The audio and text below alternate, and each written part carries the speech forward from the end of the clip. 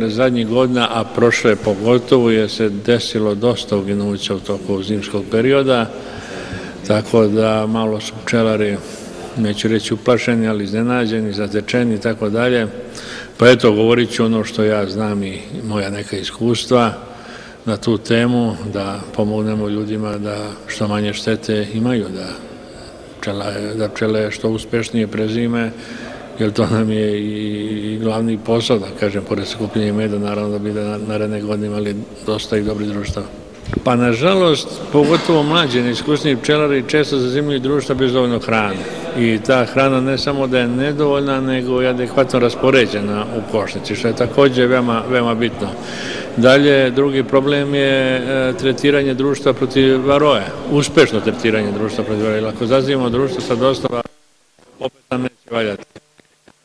Međutim, pre nekoliko godina u Americi se pojavio problem takozvani CCD, kolaps pčelinjih društava, misteriozno iščezavanje pčela iz košnica. Misteriozno, jer još uvek praktično nije otkriven pravi razlog. I to je prošle godine i kod nas prvi put, koliko je meni poznato, dešavalo se još s jeseni da u košnici ostane i leglo, ostane i meda, a pčela nigde, ni na podnjače, nigde. Tako da to je veliki problem, međutim tu ja ne mogu da pomognem i to ne može niko ni da pomogne osim nauka da jednostavno sazna o čemu se radi.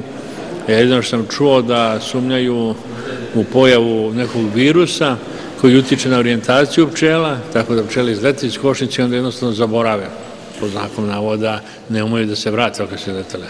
Ništa više nije tu pronađeno i to je sada veliki problem. Nadamo se da neće nas sada zakačiti baš u velikoj meri.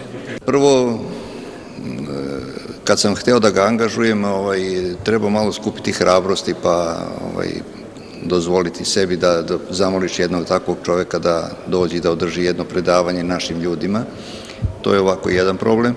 A drugi problem, smatrali smo obzirom na 2 godine unazad ili i ova sama kalendarska godina koja je donela puno problema pčelarima, da imamo zadatak kao organizacija da dovedemo najelitnije ljude koji će ljudima pomoći da na svojim pčelinjacima urade ono što je najpotrebnije i da ne lutaju.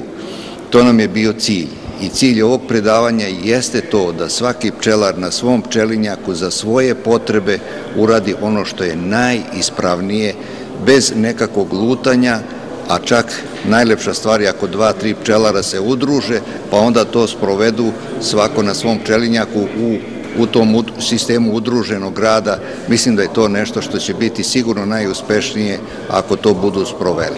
Došli smo do pravih informacija da je med sa prostora Srbije izuzetnog kvaliteta, veoma interesantan na svetskom tržištu i mi kao pčelari svako na svom pčelinjaku, u svom domaćinstvu trebao bi da sprovede maksimalne pripreme i da sebe u nekom budućem periodu vremena opredeli da to što radi, radi na vrhunski način, jer sam med koji priroda emituje to dozvoljava da se uradi i čak i nameće potrebu. To nam je plan za ovu godinu i za naredni period, tako da to su aktivnosti koje ne prestaju, mora se stalno biti u toku, mora se stalno biti aktivan i svaki dan moraš na svom pčelinjaku poboljšavati i uslove rada i svoj rad.